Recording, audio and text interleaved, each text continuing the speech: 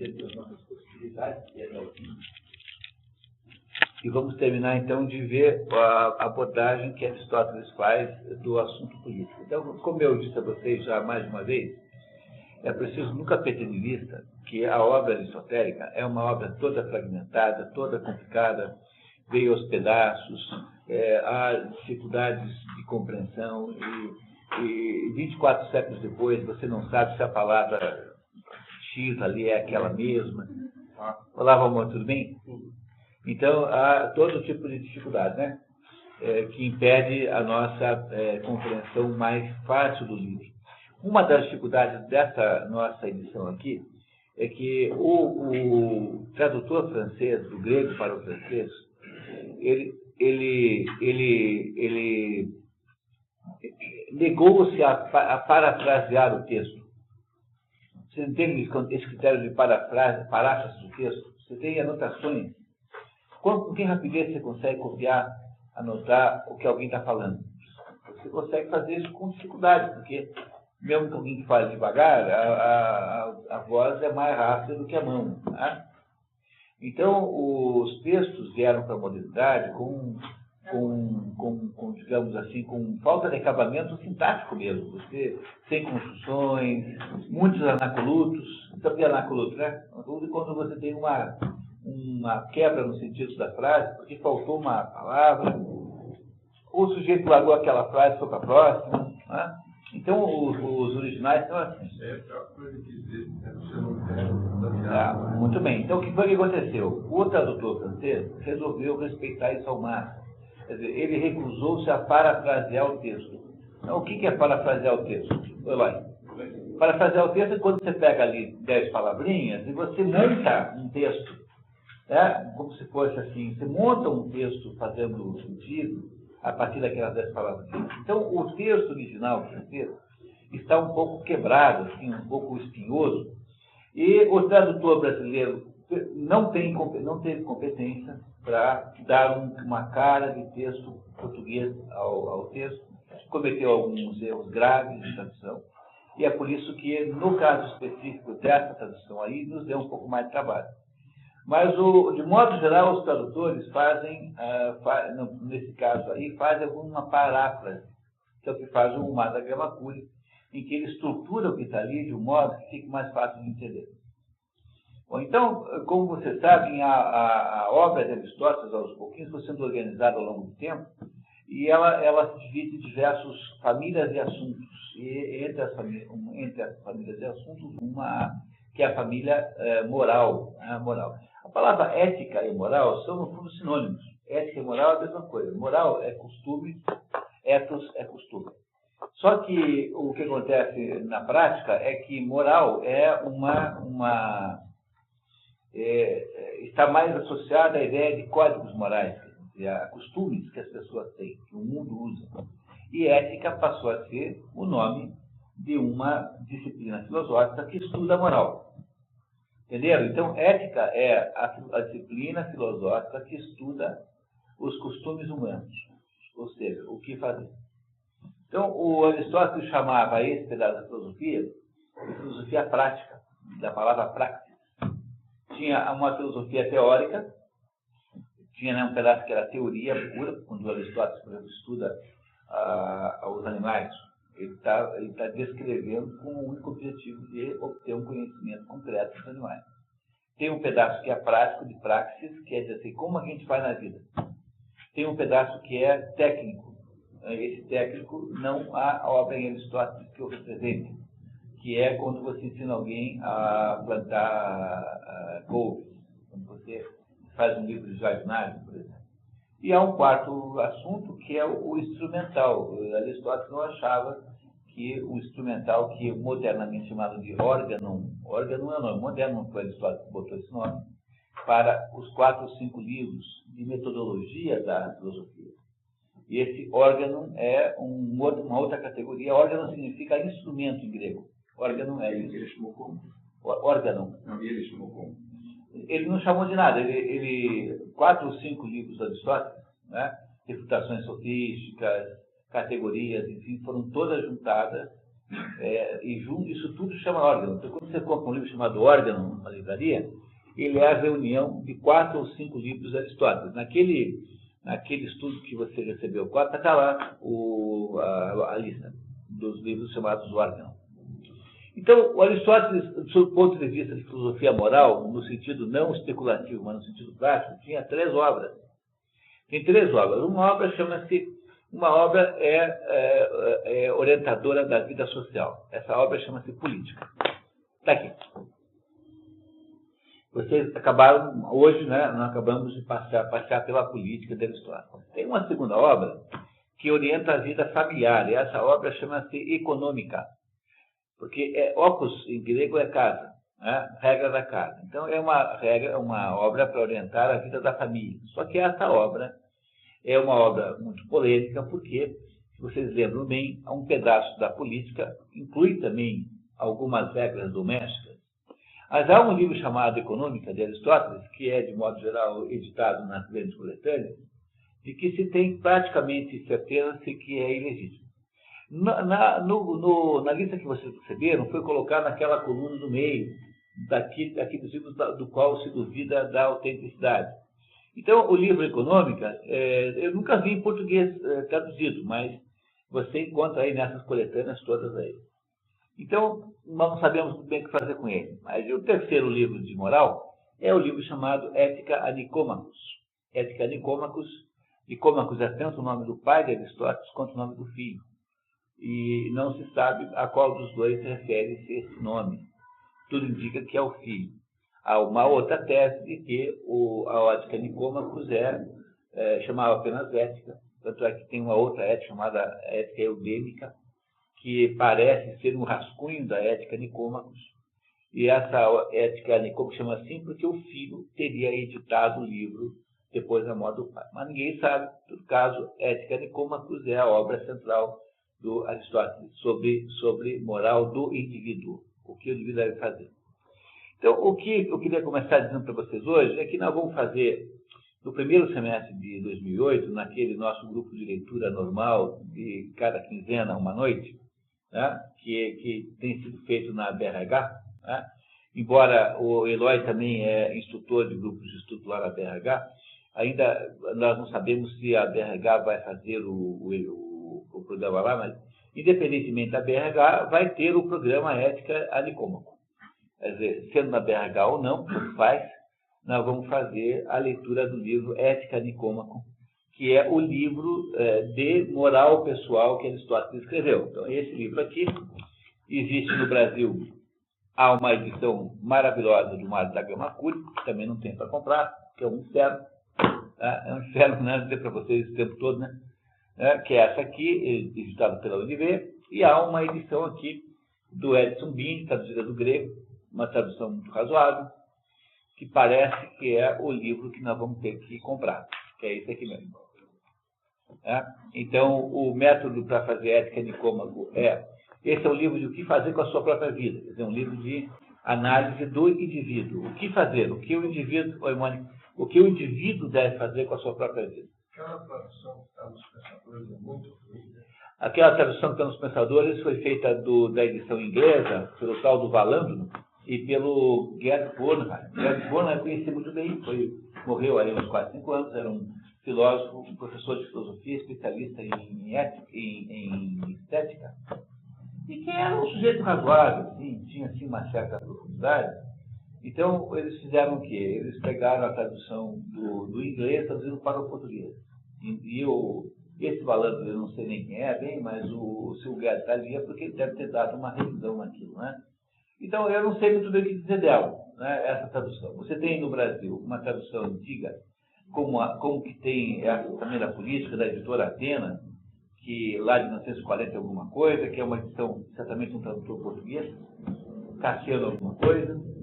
Aí você tem essa tradução aí, que foi feita em 60 e pouco, desse Valandro mais o Gerd Bornheim.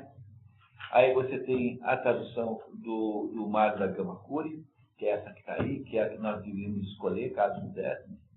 Depois você tem a tradução essa é a mais nova de todas, esse Edson Bini, que é um sujeito especialista em traduzir grego, tem um certo pedigree, e a tradução é fluida, tem um caminho bom, é a última.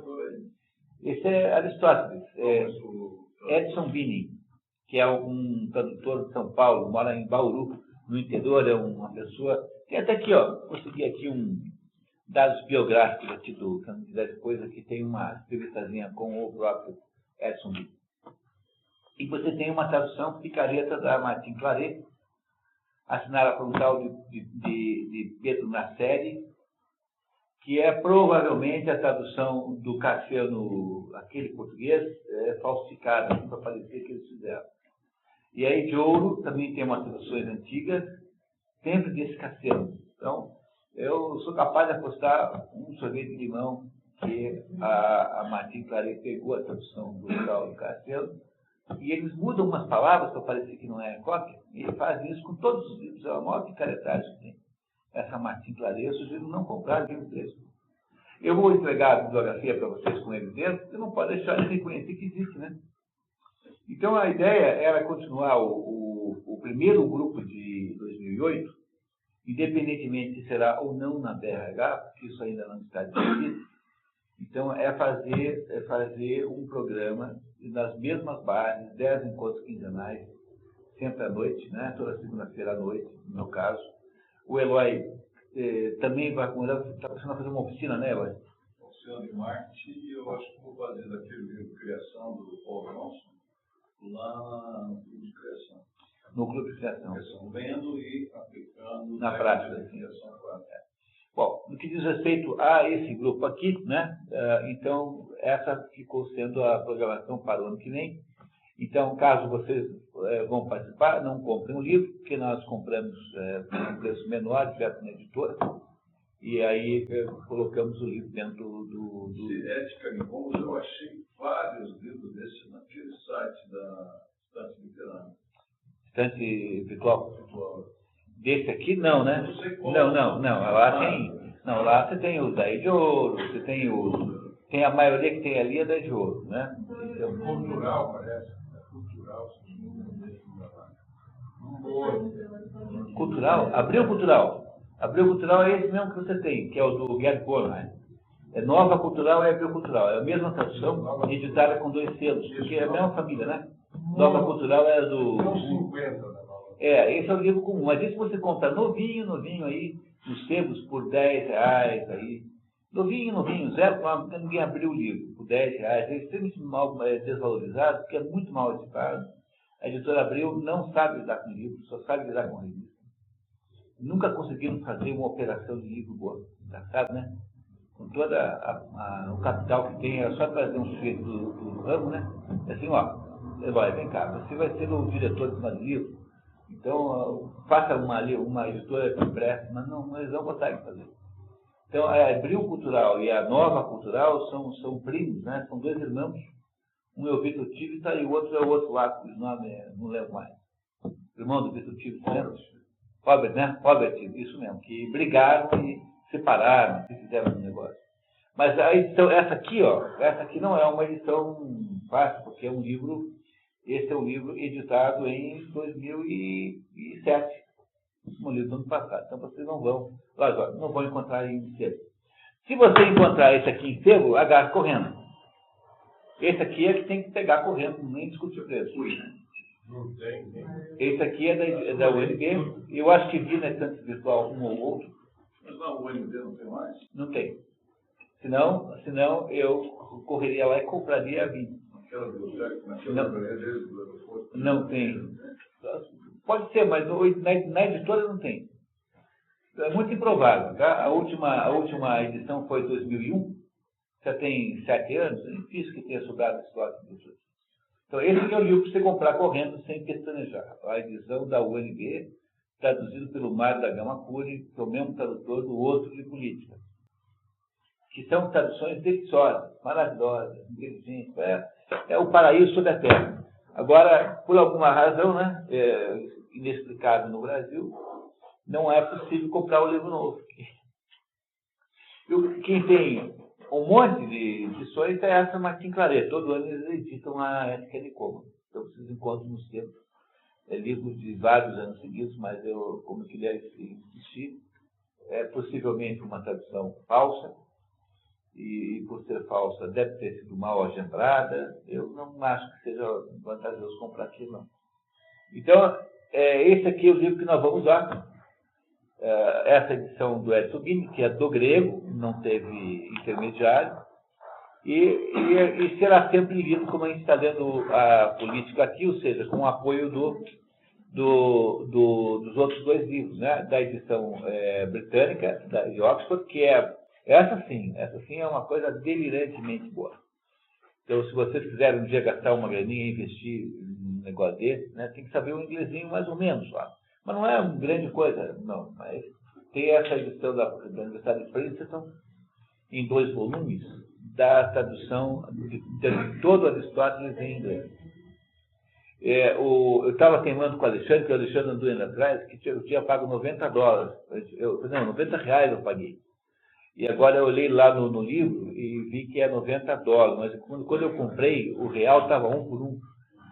Por isso é que eu fiquei com aquela impressão de que era muito barato, né? Tudo bem? Tá. Mas é um livro que você compra pela Amazon aí por R$200, alguma coisa assim. Então, é isso, né? Está anunciado. Então, a gente mandará para vocês, então, a comunicação aí eletrônica do próximo curso, que continua Aristóteles, Ética Nicômacos, nesse livro aqui. Não comprem, quem for fazer não compre, né? Porque o livro vai ser presenteado no preço do curso, e a gente começa 3 de março, em um local ainda a definir, talvez aqui, com pouca chance de ser aqui, por razões assim, de praticidade das cadeiras. Nossa. Podemos deixar com o toscol terrível. O mal é. Tudo doído aqui. É mesmo? Muito desconfortável. Bom, a gente está aí, ainda pode ser que seja na BH. Isso nós não temos certeza. Tá certo, então, pessoal? Então, começamos aí com essa. Então, veja, fazendo Ética Nicômacos e desprezando a econômica de Aristóteles, mesmo porque não se sabe se é ou não é válido, teríamos, então, visto toda a filosofia moral de Aristóteles. Teremos visto a econômica um pouquinho dentro da política, né? Então, são só 3 livros. Tem a moral hedênica, que está dentro da moral ética hedênica, está aqui dentro. Na verdade, é uma versão anterior desse livro. E tem a ética a ética Alexandre, que é um livro de ética para Alexandre, que não há tradução no Brasil e que é considerado espúrio, não é legítimo. Então, tirando os espúrios, teríamos visto todo o Aristóteles moral, digamos assim, toda a filosofia moral de Aristóteles teríamos vencido. Seria uma coisa muito boa, né, se ele chegasse em julho, com aquela sensação de termos vencido aí pelo menos uma boa parte de Aristóteles aí. Qual que é a frequência? Esse curso de férias agora, ele é excepcionalmente compacto, né? Então, são 10 noites. E hoje estamos na 11ª, porque, afinal, né, teve que haver uma extensão. Mas o normal são 10 noites. Então, é sempre 10 noites por semestre, sempre às segundas-feiras. Uma segunda sim, outra não. Uma sim, outra não. De modo que dá para fazer tranquilo, porque todo mundo tem então a segunda-feira por mês, e não atrapalha a vida de ninguém muito, né? E os cursos do Eloy, que são feitos na Belabase, são as quintas, né, Eloy? Quinta, o Eloy faz quinta. Uma quinta sim, uma não. Uma quinta sim, uma não. Uma quinta sim, uma não. Mas vocês vão receber depois uma divulgação, tanto do oficial da Ética Nicômacos quanto do Eloy. E aí nós começamos o curso ainda sem livro, para sabermos exatamente quantas pessoas serão, até para poder comprar a quantidade certa na editora. Quando vai começar? 3 de março. Então fazemos umas fériasinhas em fevereiro, né? E começamos 3 de março e fazemos 10 noites ao longo do semestre. Com Ética Nicômacos, fecha-se o ciclo da moral. Isso. Não considerando os livros espúrios, né? Então, por exemplo, dá para pegar a Ética a Alexandre e eu posso fazer um pequeno resumo oral para vocês também, porque está em inglês. né? Está em inglês na edição de Oxford. Então você tem duas edições Princeps, mais ou menos. Cada língua tem uma edição Princeps, menos português, né? Então a edição Princeps inglesa é de Oxford. Vale para os Estados Unidos e para a Inglaterra. A edição Princeps alemã é do Immanuel Becker, que é de onde veio a numeração original. Há alguma diferença com relação à edição Princeps inglesa. E a edição Princeps francesa, eu não me lembro agora do nome do autor. Cada língua tem como patrimônio nacional, né? Uma espécie de patrimônio nacional. Você diz assim, não, nós vamos garantir que vai existir uma edição erudita disso. É o mínimo que você precisa almejar para dizer assim, pô, nós não somos uma aldeia, entendeu? Então é o mínimo se dizer assim, não, vamos fazer de qualquer jeito, tem que dar um jeito, o governo vai botar dinheiro nesse negócio. Mesmo que ninguém compre, tem de ter isso para você ter um patrimônio, Platão inteiro, Aristóteles inteiro, São Tomás inteiro, você não pode deixar de ter essas coisas traduzidas em português. É uma questão assim de você reconhecer-se como uma sociedade que quer alguma coisa ou não, né? Então, como nós não temos isso, a gente fica nesse sofrimento que é tendo que correr atrás de tradução mal feita. É um terror. Aí as traduções melhores de Aristóteles, essas duas aqui, né, são inacessíveis. Não tem para comprar. Pronto. Tem várias. Nós vamos usar essa aqui, ó, que parece que depois dessa é a melhor, que é a do Edson Bini, que é um tradutor especialista em grego, solicitado do grego. Essa que nós vamos usar. Direto grego. Então, mas não é a ideal. A ideal seria do Mar da Grimacura. Agora, essa aqui é melhor do que a que estamos usando. Tá? Isso garantidamente, né? E aí há outras que são inferiores, por várias razões. Aí, tá? Vamos lá, pessoal? Vamos lá na política? Então, vocês lembram, né, que nós estamos? 221.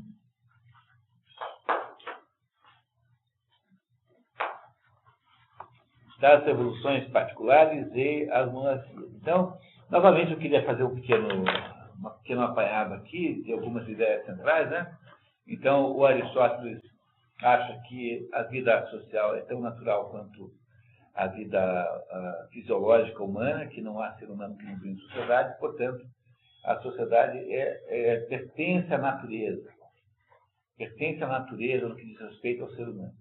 E essa sociedade, então, se pertence à natureza, e se pertence ao homem, deve estar dentro do critério geral dos valores humanos que estão na ética Nicômacos, que é a ideia de que o homem procura o melhor possível, o melhor modelo possível. Procurar o melhor modelo possível significa discutir qual é o jeito como você deveria organizar a cidade.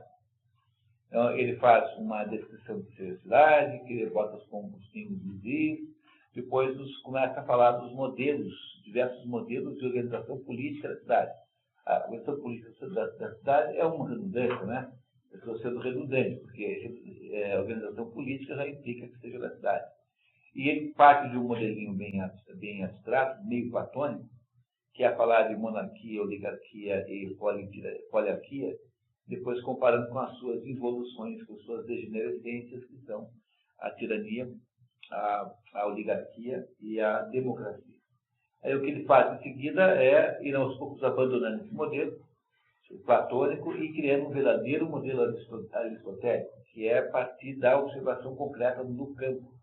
Coisa que ele faz tendo estudado ele indiretamente, porque certamente não foi ele, mas ele criou grupos de trabalho dentro do seu liceu, né? O liceu, o nome da escola peripatética, né? Para estudar 158 constituições reais e verdadeiras que existiam no seu tempo. Uma questão, não foi uma análise estática, me parece que foi uma análise dinâmica, né? Que ele acompanha também como se desenvolveu os aspectos. Ele não só porque ele não escreveu tudo num dia só. Então, a gente nunca deve perder de vista que esse não é um livro escrito como alguém que sempre escreve um livro. Ele é um conjunto de comentários aristotélicos, elementos aristotélicos que vão acontecendo ao longo do tempo e que ele vai juntando tudo. Que depois os organizadores da obra, sobretudo aquele organizador romano vai juntando tudo até ter uma obra mais ou menos com cara de obra. Essa obra, quando você vai olhar na sua organização tradicional, essa que o Immanuel Becker consolidou depois em alemão e que é a origem de todas as outras consolidações, que está aqui, né? Você descobre que esses textos aqui são caóticos. Porque, embora a tradução seja muito melhor, porque ele parafraseia um pouquinho o original e não permite que o original fique truncado, ele reescreve, faz aquilo que você chama em indústria editorial de copydesk. O que é copydesk? Copydesk, quando você faz uma entrevista com alguém, assim, numa gravadora, a pessoa fala 35 nés, fala começa uma frase e não termina, não tem uma organização que o texto escrito exige. Então, o que tem no jornal? Tem uma função chamada copydesk, que é dar uma fluidez escrita para um texto truncado. Então, o Mário da Gama Cury faz isso aqui muito bem, mas a sequência é completamente caótica. Então, ele entra num assunto que ele não ensinou ainda, depois está lá atrás. Então, o que esses outros fulanos fizeram aqui? Eles pregaram o texto na sua rudeza, rudimentalidade linguística, não copidescaram, ou muito pouco, tá? E arrumaram, se tem uma maneira como arrumaram, determinados capítulos desse aqui, porque eu remontei, né, para poder comparar com outros, eu tive que remontar a origem. Então, determinados capítulos desse aqui, tem 3 ou 4 capítulos do outro lá condensados. Então, eles fizeram uma reedição do livro e ficou um pouco difícil por causa da timidez de paráfrase. E o tradutor brasileiro não foi grande coisa, né? Então, essa história então, que vocês estão lendo, esse livro, que é um livro de filosofia moral, não é um livro científico sobre ciência, embora tenha componentes científicos, ele é um livro que diz assim, olha, quando a gente olha para a realidade, sempre o que tem, na verdade, é uma variação entre, ou monarquia, né, ou uma variação entre oligarquia e democracia, que são duas variações degeneradas, na verdade. As democracias caracterizam-se por excesso de autoridade do povo, e as oligarquias caracterizam-se por excesso de autoridade das elites. E aí, então, ele está sempre falando de elite econômica, porque eles não sabem resolver o problema da elite moral. Então, ele diz assim, apesar de que ele concorda, ele, em princípio, defende a existência de todos os governos, porque eles não cansam de dizer que cada povo tem que ter o governo que quiser, né, para suas características, ele, em nenhum momento, deixa de insistir que a única superioridade que tem é da aristocracia. Se você conseguisse, de fato, botar lá, né, as pessoas melhores no governo, isso seria bom em si. Mas, como ele não sabe como é que faz isso, ele não tem a fórmula, então, no fundo, ele olha para a monarquia com grande desconfiança e diz que, na prática, o que você tem são variações entre democracia e oligarquia. Essas variações são todas potencialmente perigosas. Por quê? Ele nos explica isso muito bem. Então, assim, olha, se a democracia fica muito forte demais, o povo começa a mandar demais. A primeira coisa que o povo faz, porque sempre há mais pobres do que ricos, é começar a olhar com olhos cúpidos para o patrimônio dos ricos. E aí começam-se a criar leis que fazem com que os ricos, aos poucos, vão sendo saqueados pelo Estado, pelo governo, pelas pessoas. Esse processo de saque é interminável porque sempre há mais alguma coisa para você pedir, além do que você tem. Chega uma hora que o saque é tão extraordinário que ele transformou a sociedade numa bagunça generalizada. Aí o que acontece? Aparece o tirano. Aparece um general do exército, Napoleão Bonaparte, e não esquecer que a Revolução Francesa de Napoleão foi exatamente isso. Exatamente isso que aconteceu. Assim, acabou a bagunça, o primeiro que agora se colocou vai morrer. Ele mata uns 5.000, entendeu? Que não acreditavam muito nele, depois os outros 1,5 milhão acreditam. E ele, então, coloca-se como tirano e dá ordem. Então, o excesso de democracia vai gerar tirania. E, do outro lado, a outra perversão, que é você ter o excesso de oligarquia também, porque a oligarquia vai ficando cada vez mais poderosa, ela começa a dizer, olha, não pode mais ser governante quem não tiver menos do que tanto, não é isso? Ela vai se auto-estreitando, aí de repente vira uma família só que tem o poder. E o poder vira um tirano. Tudo que ele quer na vida é impedir o tirano. E é essa a razão pela qual ele não gosta de monarquia, porque ele acha que a monarquia, embora seja legítima e possível, ela também tende, no final, à tirania. Porque você nunca sabe qual é o monstrinho que vai nascer de um pai bom. Pode ser um goi bom, mas que teve um monstrinho de filho, né? Não dá para você imaginar uma coisa dessa? Dá, porque acontece o tempo todo, né? Não é isso, tá? E aí, então, tudo que ele não quer é a tirania. A tirania tem 3 fontes.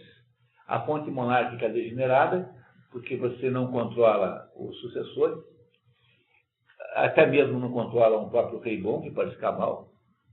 A forma oligárquica degenerada, que vai estreitando até virar uma tirania. E a forma democrática degenerada, que pelo assulado, né, o povo assulado pelos demagogos, vai transformando aquilo num despotismo popular de proporções crescentes. Despotismo popular esse que que é controlado pelo advento de um sujeito armado que põe ordem naquela bagunça.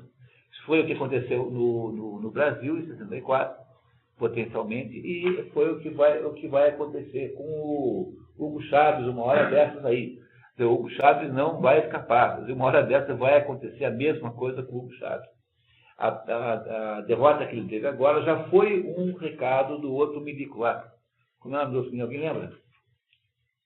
Foi quem fez quem segurou o Chávez nesse plebiscito agora foi o antigo companheiro de armas dele, que é outro milico, que está nos bastidores e que mandou parar de apoiar o Chávez. Então, o Hugo Chávez já está aí submetido potencialmente a um golpe aí. Uma hora dessas vão dar o golpe nele. Ou ele ou outro. Ele é outro, mas esse, aparentemente é esse que está aí, cujo nome agora eu não lembro. Mas o negócio, presta atenção, que vocês vão ouvir o nome desse outro general crescentemente. Tem que ter uma declaração aos senhores da Colômbia, sábado, no estado de São Paulo. Esse general, que nós, os colombianos, ouviram o Chávez, que não estão falando. Bom, quer alguma coisa mais contundente do que isso? Quer dizer, então, o senhor está dizendo para não prestar atenção no presidente do país. Entenderam o que vai acontecendo? O velho Aristóteles aqui nos conta toda a sua chave do enigma. Pô. Você quer saber o que acontece no mundo? Leia o Aristóteles. Entendeu? Porque, mesmo que você considere que 24 séculos depois você tem que fazer adaptações, né, tem que circunstanciar as coisas, o ser humano continua sendo igual. Essencialmente, o poder, a ideia nuclear em política é o poder, é isso que está falando. O poder está ligado à alma humana. E é isso que o Chávez está querendo, que o Aristóteles está querendo, que a gente preste atenção, nesses movimentos que hoje ele vai continuar nos contando. Então, tudo que ele quer é fazer alguma coisa que fique no meio dessas duas possibilidades de generescência, que é a aplicação à política do critério de que o meio, a verdade está no meio. Então, ele quer um sistema político que seja amplo para poder parecer democrático, ao mesmo tempo que não dê o poder todo para o povo, que tenha alguma oligarquização. Assim, todo mundo vota, mas os eleitos têm que ter determinadas pré-condições. Então, você tem uma mistura dessas duas coisas, num determinado grau, que permite que esse sistema tenha estabilidade. Então, esse é o modelo aristotélico de política, de modelo de Estado, que ele passou o livro inteiro nos contando como pôde, né? Com todas as dificuldades, das e voltas, tal, que estão explicados pelos fatos aí que eu já contei a vocês, ligados à gênese desse texto aqui. Então, ele está nos contando agora do problema, como é que você mantém os governos vivos, contando onde é que está a fonte das diversas degenerações, das diversas rebeliões, secções, e ele está nos dizendo que, sobretudo, o que tem que prestar mais atenção é que a principal causa de desestabilização dos governos é o mau acordo de início. Quer dizer, é esse acordo entre o povo e a elite que não foi bem feito. Então, quando isso está mal feito, ele tem um potencial de reação. E isso ele já nos contou, e agora ele vai continuar aí, então, na página 221, a nos falar desse assunto agora, não é? 221, das revoluções particulares às monarquias, é isso? Tá, 221, né? Muito bem. Quem gostaria de ler? Voluntário. Marco, tudo bem, vamos lá. Das revoluções particulares às monarquias. Os meios de subversão são quase os mesmos, tanto para a monarquia e a tirania, quanto para as repúblicas. A monarquia assemelha-se à aristocracia. A tirania decorre da oligarquia e da democracia extremas. Isto é, dois governos degenerados. Então, a oligarquia, pelo fato de insistir muito na proteção dos ricos, e a democracia por ter aberto tudo para os pobres. São as duas degenerações que ele não quer que tenha. Com efeito, ela retém os abusos e os erros tanto de uma quanto de outra. Por conseguinte, ela é muito funesta para os seus súditos. Essas duas espécies de monarquia diferem por sua origem e por seu fim. A monarquia foi estabelecida contra a população em defesa das pessoas de bem. Foi dentre elas que se tirou o rei, em razão da excelência de suas virtudes, do mérito de suas grandes ações ou do brilho de sua raça. O tirano, pelo contrário, como a história nos ensina, deve sua origem ao ódio contra os nobres. Para pôr o povo ao abrigo das suas vexações, ele sempre saiu das multidões. De fato, quase todos os tiranos são demagogos e conseguiram crédito junto ao povo atacando os nobres. O Chaves e o Requião são isso, vocês percebem? O que é o Requião? É o sujeito que passa o dia inteiro falando mal da Singenta, não sei quem, da Dominó, não sei o quê. Eles devem até merecer que se fale mal dele, entendeu? Mas você já ouviu do Requião alguma ideia assim, sobre progresso no Estado? Assim, olha, eu vou construir uma estrada, não sei o quê, eu vou fazer não sei o quê, eu vou duplicar o Porto de Paranaguá, eu vou melhorar não sei das quantas, eu vou fazer não sei o quê, até para fazer estrada para contornar o pedágio, né? Ele podia ter feito, né? Você ouviu alguma vez algum projeto? Não, o projeto dele é indicar um mal, agora é o tal do Lippmann, tal do juiz, né? Ele vai passar 1 ano e meio agora fazendo proselitismo contra o juiz, contra o poder judiciário. Ele é apenas isso, ele é um demagogo. Ele é definição aristotélica de demagogo. Ele não tem nenhum projeto, nenhum conteúdo, não tem nada para dizer assim, olha, tem aqui um projeto para o Paraná, nada. Então, na medida em que ele vai fazendo é destruindo o Estado, na medida em que ele fica brigando. Já fez com o Porto de Paranaguá, e vai fazendo com mais ou menos tudo. Provavelmente deve ter perdido a fábrica da Toyota, acaba aí para falar aí. Tudo indica que perdeu. Bom, continuando. Das diversas espécies de tirania, esta é posterior à época do nascimento das cidades. Algumas delas são mais antigas e começaram no tempo em que os reis, violando as condições impostas aos seus pais, ousaram governar mais despoticamente. Outras nasceram quando os principais magistrados se permitiram abusar da longa duração que antigamente os povos davam às assembleias e aos cargos públicos. Outras ainda provêm da supremacia que as oligarquias, ao elegê-los, lhes conferiram sobre todas as outras autoridades. Pois, de todas essas maneiras, era-lhes fácil de transformar-se em tiranos. Só precisavam querer, tendo uns já todo o poder, como Fidon em Argos, outros as honras da dignidade real, como Fálades e os da Jônia, Panécio em Leonte, Kitsel em Corinto, Pisístrato em Atenas, Dionísio em Siracusa, e outros mais que devem, como acabamos de dizer, a sua ascensão à demagogia. Muito bem. Portanto, continuamos. Portanto, a monarquia tem em comum com o poder aristocrático o fato de se dar pelo mérito pessoal ou dos avós, pelo benefício assinalados, pelo poder ou por todos esses motivos juntos, por todos os que haviam prestado grandes serviços ou podiam prestá-los às cidades e às nações alcançaram esta honra. Alguns, como Clodo, impedindo através de suas façanhas guerreiras que as cidades caíssem na servidão, outros se tirando dessa condição como Ciro. O Ciro foi o libertador da Pérsia, do jugo dos Medos. Os Medos, né, era um povo que depois os Medos e os persas meio que se misturaram. Mas o Ciro Então ele está dizendo que alguns desses tiranos foram eleitos tiranos porque estiveram à frente de grandes, não nasceram assim, mas estiveram à frente de grandes movimentos bélicos e se tornaram então governantes a partir disso. Houve ainda reis fundadores de um estado ou conquistadores de um país, como os reis da Lacedemônia, da Macedônia e dos Colossos.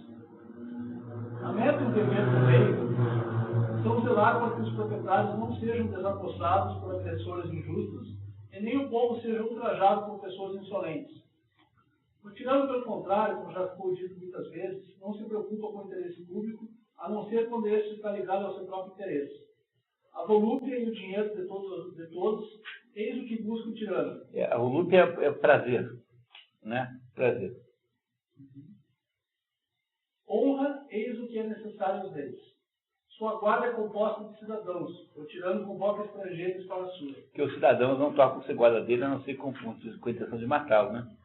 Então não vai ser armado de inimigos, né? Andar cercado de inimigos armados. Então ele está explicando, no fundo, por que a monarquia é complicada. Porque ela tem uma certa tendência a virar tirania. Então é difícil mesmo fazer monarquia. Ele não é contrário à monarquia. Quer dizer, não é para ser contrário. Ele aceita todos os regimes, menos a tirania. Ele acha que todos os outros têm razão de ser de acordo com o povo que os adora. Mas ele, no fundo, se fosse escolher um modelo ideal, não escolheria a monarquia, ele escolheria a república, que é aquela junção de democracia com oligarquia no meio do caminho, onde há um certo equilíbrio. A tirania reúne os vícios da democracia aos da oligarquia. Ela tem em comum com a segunda o fato de propor-se a opulência como fim. Sem isso, ela não teria condições de manter a guarda e a magnificência, de desconfiar do povo, de desarmá-lo, de oprimir-lo, de expulsá-lo das cidades e dispersá-lo pelos campos ou colônias. Na democracia, ela toma a guerra aos nobres, sua destruição aberta ou clandestina, seu banimento, considerando-os rivais ou como inimigos de seu governo. De fato, é de ordinário dessa classe que procede às conspirações, querendo alguns deles dominarem eles próprios e outros temendo ser escravos. Assim vimos Periandro aconselhar Trasíbulo a cortar as espinhas mais altas, isto é, desfazer-se dos cidadãos mais eminentes. Lembra dessa história? Vimos na segunda-feira? Nomes bons para dar filho em Trasíbulo. Trasíbulo é um nome bom para um menino. Trasíbulo. Né? Continuamos. Causas comuns à monarquia e à tirania. Mais uma vez, portanto, são os mesmos princípios que produzem as revoluções nas monarquias e nas repúblicas. Isto é, a injustiça, o perigo ou o desprezo da parte dos reis incitam seus súditos a conspirarem contra eles. Sempre lembrar que nada mais forte como motivador da rebelião do que a injustiça, a sensação de injustiça. Depois do marxismo, todo mundo passou a acreditar que é a inveja do dinheiro do outro, né? É isso, a inveja do outro. Mas não é. No fundo, mesmo a situação de inveja não implica numa revolução, porque o invejoso ele fica torcendo para o outro perder, mas ele quase nunca se dá o trabalho de fazer um esforço para pegar o que o outro tem. Não é isso? Então, a sensação de injustiça é muito mais grave do que a inveja. Por isso que isso é um ensinamento extraordinário para qualquer tipo de organização. Se você tem uma organização gigantesca, mais importante do que as diferenças de remuneração que pode haver, por exemplo, entre o principal executivo e o mais baixo salário, que é o estagiário, tem que haver, é mais importante do que a diferença, que pode ser grande, é a sensação que todo mundo tem que há uma justiça naquela diferença. Entenderam o que o Aristóteles está nos contando aqui? Quer dizer, a diferença é inevitável. Mas se você não produz um consenso, pelo menos uma impressão geral de que a diferença tem critério, e que ela não é aleatória, ela não é feita em função de critérios, critérios assim de última hora, que ela não tem referências pessoais, sobretudo. Então, fulano não ganha mais porque ele tem a simpatia do patrão, do que o outro. Essa maneira de lidar com isso é todo segredo em remuneração. Então, se quer começar um curso sobre remuneração, pois isso é o principal ponto. dentro do aspecto remuneração, entender o problema da percepção de justiça. Porque as pessoas aceitam as diferenças salariais. Todo mundo aceita que haja uma diferença. O que elas não aceitam é isso existir sem uma razão clara. É isso que ele está aqui contando para nós. Tá? Muito bem.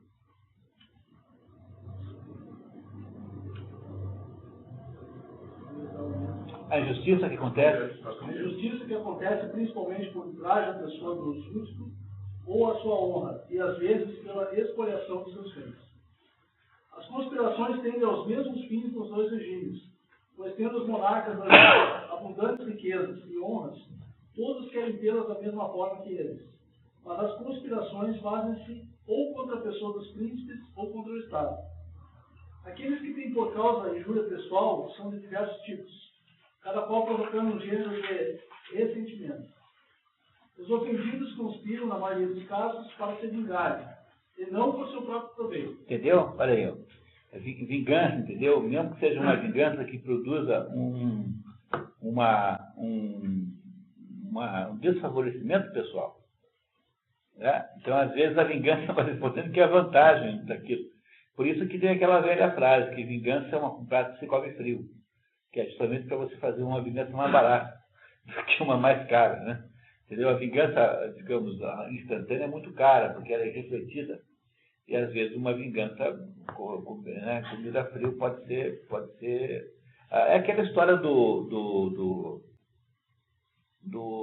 rato que pede uma carona para o escorpião que quer passar para o outro lado do rio com o rato. E aí o rato falou, você está maluco? Você quer que eu te leve para o outro lado do rio? Você está louco, você vai me matar. Eu já sei que você matou 3 parentes meus, já que eu estou sabendo. Aí o escorpião falou, mas você está louco? Se eu for passar para o outro lado do rio com você e te matar, eu morro também. Aí o rato pensou, tá bom. Aí subiu nas costas do rato, o rato foi atravessando o rio, no metade do rio, o escorpião deu uma ferroada mortal. Então, enquanto o rato agonizava, ele dizia assim, escorpião, o que você fez? E vamos morrer os dois. Por quê? Por quê? Me diga por quê, por favor. Então, o rato, dramaticamente, né, pedindo esclarecimento. Aí o escorpião falou assim, porque eu sou assim.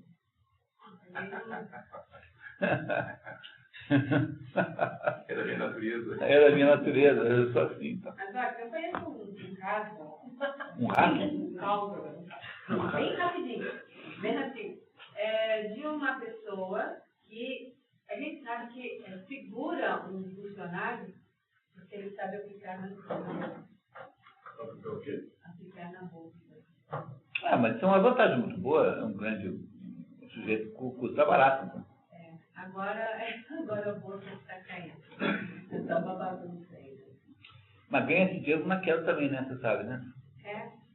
Porque você vende o que está caindo mais e né, vende antes de cair muito, depois compra na subida.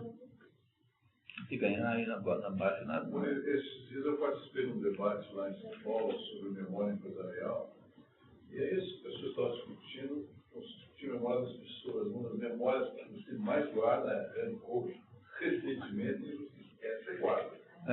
Não tem quem não guarda. O cara que fez uma justiça há 20 anos atrás, guarda. É aquela velha frase, né? Eu perdoo, mas nunca esqueço. Eu perdoo, mas não esqueço. Então, é isso, quer dizer, ele está nos dizendo aqui que ele vai contar agora causas incríveis para você ter revoluções. Como é que o negócio desanda? Desanda assim nas situações mais inacreditáveis. Quer ver? Olhem, leiam aí o que Aristóteles está nos contando agora. Assim foi a conjuração contra os filhos de Tisístrato. Ela teve por causa a injúria feita à irmã de Harmódio e a ofensa que ele próprio sentira na ocasião. Harmódio armou-se para vingar a irmã Aristorgito para vingar Harmódio. Teleandro, tirano de Ambrácio, permitiu que conjurassem contra ele por ter perguntado no banquete a uma de suas amantes se estava grávida de um filho seu. Essa história está mal contada, né? Na verdade, ele perguntou para um amante. A origem da ofensa foi que era homem, não era mulher. Entendeu? Estava grávida do filho dele. Pronto, aí já deu uma briga que caiu o governo. Pausânias, Pausanias matou o rei Filipe porque ele desenhava vingá-lo do ultraje que Átalo lhe fizera. Esse Pausanias não era o outro lá que nós já conhecemos, esse era um jovem lá da nobreza da Macedônia, que matou o pai de Alexandre. Filipe II foi morto por esse Pausanias, que era um filho da nobreza, porque ele tinha sido lá ofendido por outro, pediu lá que o Filipe o apoiasse, o Filipe desdenhou daquela situação, matou o Filipe por causa disso. Então, veja, uma morte do Filipe levou o Alexandre para o poder e aí mudou o mundo, né? E uma encrencazinha pessoal emotiva desse tamanho aqui, de estar ofendido com o outro, porque o outro lhe fez um desaforo qualquer. Tá? Detas conspirou contra Amintas, que se vangloriava de ter colhido a flor da sua juventude. Evágoras de Chipre foi morto por eunucos, cuja esposa foi raptada pelo filho daquele príncipe. Eunuco é esse que deu origem depois a expressão eunuco. Tá? É um nome bonito, hein? Está vendo? Quer dizer, todas as questúnculas pessoais de assuntos amorosos que viram razões para derrubar governos. Né? Então, ele está dizendo assim que em muitos casos, o que derruba o governo são questões de... problemas emocionais, emotivos. E a gente nunca pensa que é assim ainda, mas por exemplo, eu que fui consultor assim, na empresa há muitos anos, eu vi cada coisa acontecer. O que você faz quando você pega um grupo de executivos, tem que analisar um projeto, se vai ou não fazer uma expansão de uma fábrica. Então vão ter que gastar 400 milhões, 500 milhões para comprar fazer expansão da fábrica. Aí está todo mundo morrendo de medo. Morrendo de medo. Aí, como eles estão morrendo de medo, o que eles fazem? Eles montam um circo para arrumar uma maneira de não fazer o investimento com base numa aparência de racionalidade. Então, andam com essa roupa bacaninha, de terno e gravata, assim. Aí inventam esses estudos de viabilidade econômica, que são estudos em que você faz uma depreciação imensa do potencial. Os japoneses dizem sempre assim, né? Se nós tivéssemos feito estudo de viabilidade econômica para fazer eficácia, você não fazia nada. Porque como que você pode saber qual é a demanda para um produto novo? Que não existe ainda, um conceito novo. Você não sabe. Então, como você está morrendo de medo de tentar, então o mundo empresarial cria um cirquinho para depois dizer assim, não, estudamos isso aqui seriamente, é viável. No fundo, é apenas um circo terra para você dizer assim, estamos morrendo de medo de fazer isso errado. Mas, no fundo, o que está motivando a gestão do negócio é o medo, e não outra coisa qualquer. Compreenderam? Isso é assim em todas as grandes empresas, assim no meio empresarial real, concreto. E isso é assim também nos governos. Quer dizer, às vezes, pequenas questões pessoais implicam em consequências incrivelmente vastas. Né? Porque uma questão pessoal... O Roberto Jefferson ficou lá isolado, botou fogo no circo. O caso do Fernando Collor com a Tereza Collor derrubou o governo. Quer dizer, um caso, cunhado com cunhada, derrubou o governo Collor. Né? Essas coisas acontecem o tempo todo.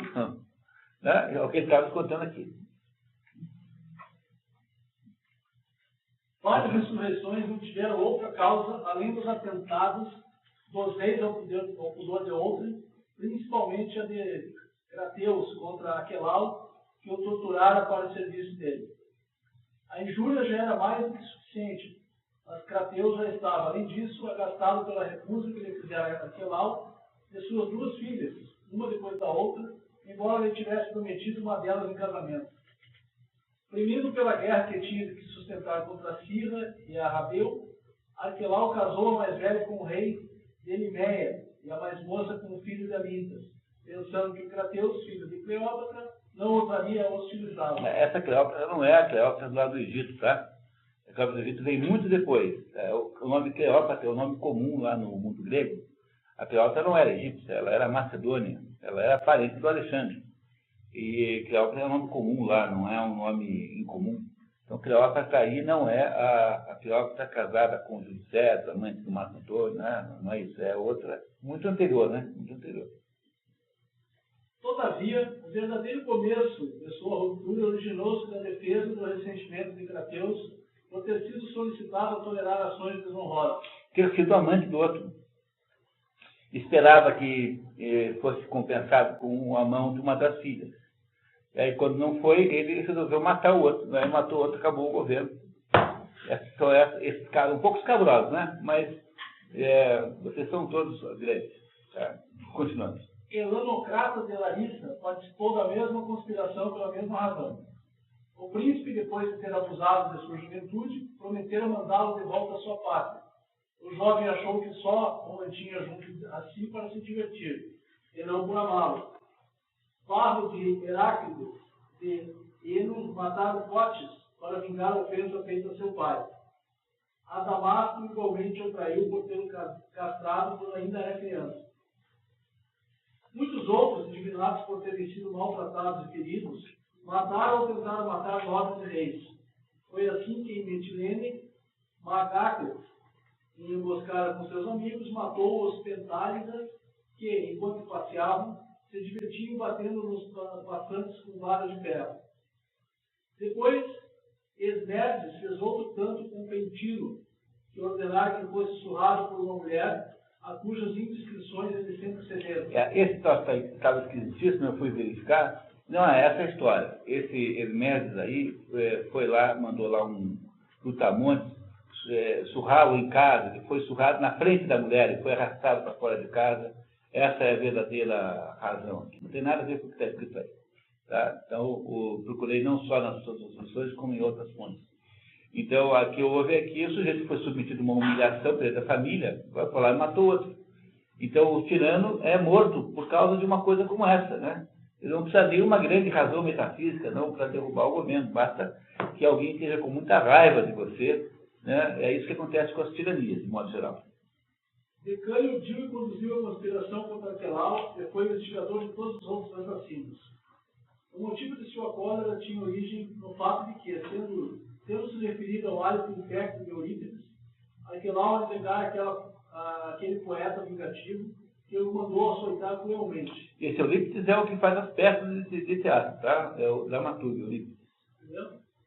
Muitos outros ainda, por causas semelhantes, foram assassinados ou tiveram seus vivos ameaçados.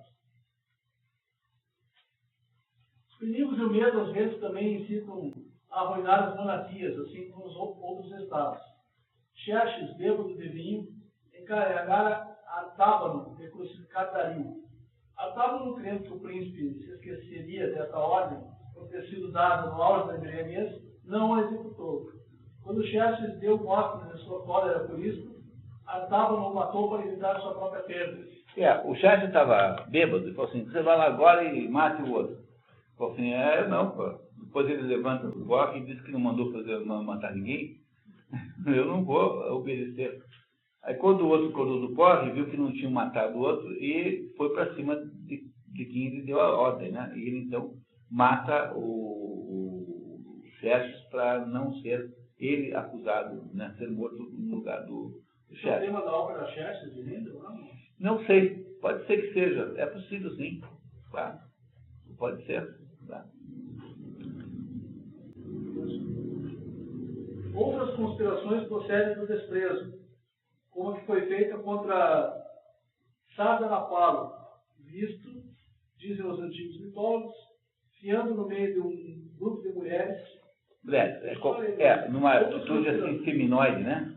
É como se você pegasse hoje aí um governador vendo o programa da Ana Maria Braga. Entendi. Entendeu? Assim, uma atitude pouco masculina, assim, meio feminoide, que foi vista como errada e como negativa para o Estado. Então foi morto por não ter o physique de rôle, como se diz em francês, não ter a atitude certa perante a tarefa.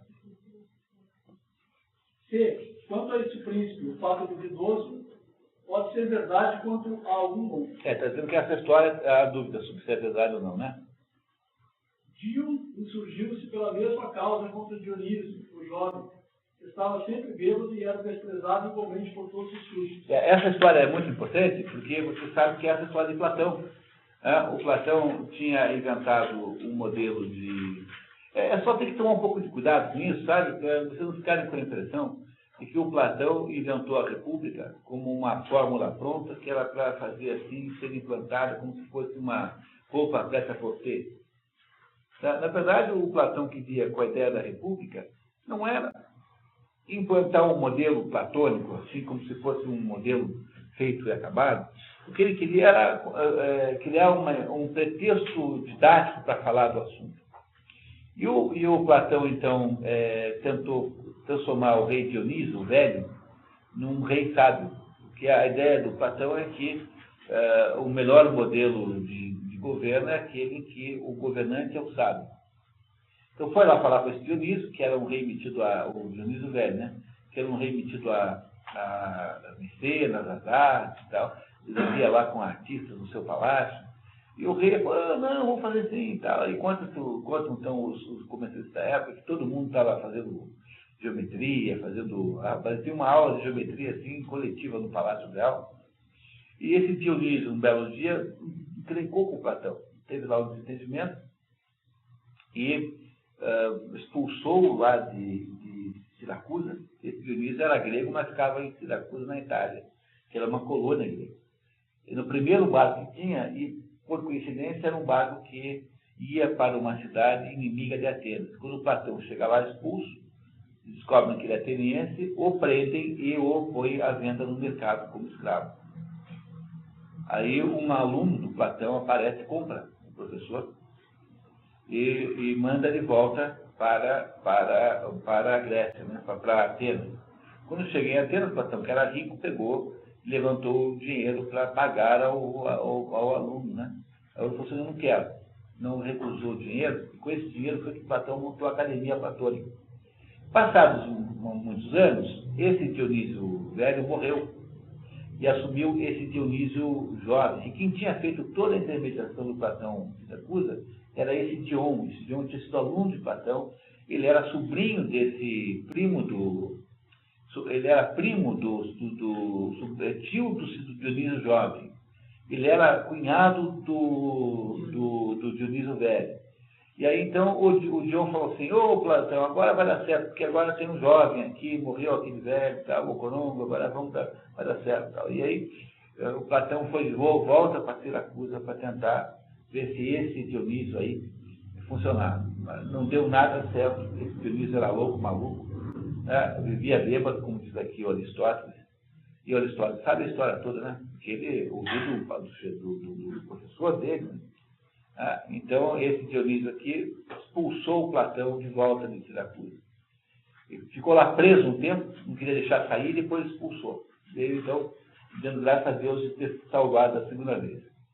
Depois, esse Dion dá o golpe no Dionísio e o mata, esse Dionísio.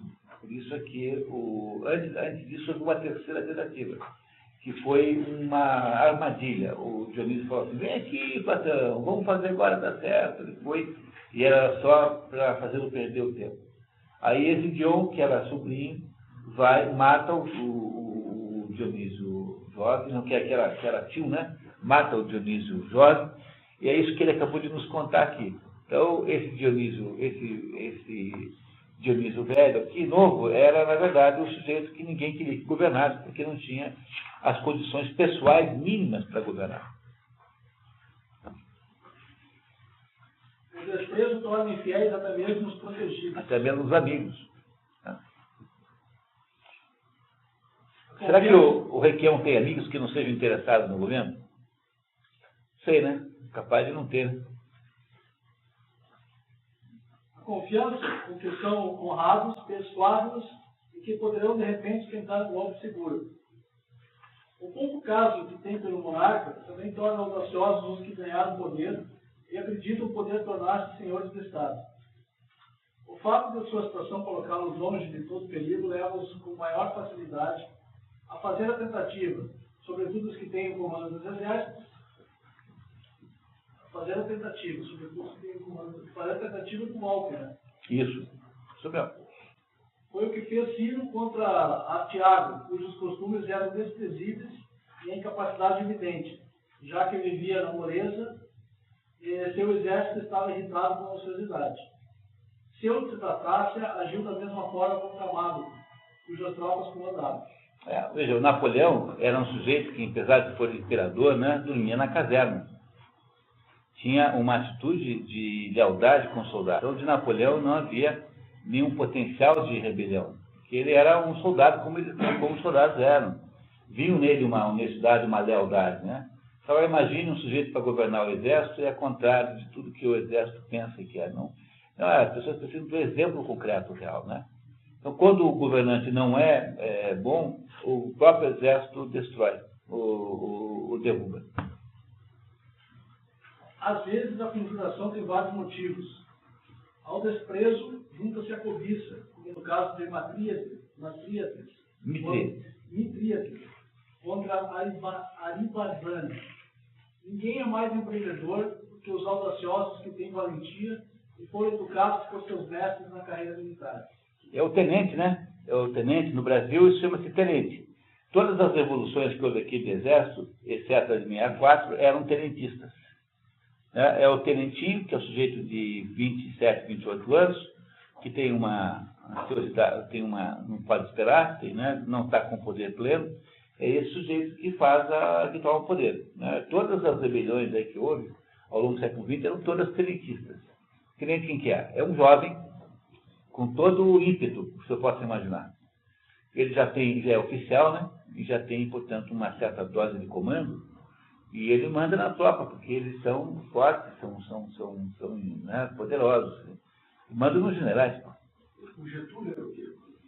O Getúlio não era milico. O Getúlio era um paisano. O Getúlio era advogado. Ele veio com uma tropa militar lá do Rio Grande do Sul. Eu tenho uma gravura lá em casa. De revolucionário, mas ele botou isso para fazer mas ele não era militar, ele era latifundiário do Rio Grande do Sul, ele era fazendeiro, né, daquele tipo estanceiro que tem lá, que é aquele pessoal do Pampa, né, que você tem que tomar cuidado com o Rio Grande do Sul, porque esse gaúcho que veio colonizar o oeste e tal, esse gaúcho é alemão e italiano, que vieram para o Brasil a partir da metade do século XIX e vieram aqui e se instalaram não no Pampa, se instalaram no Planalto, que era o mato.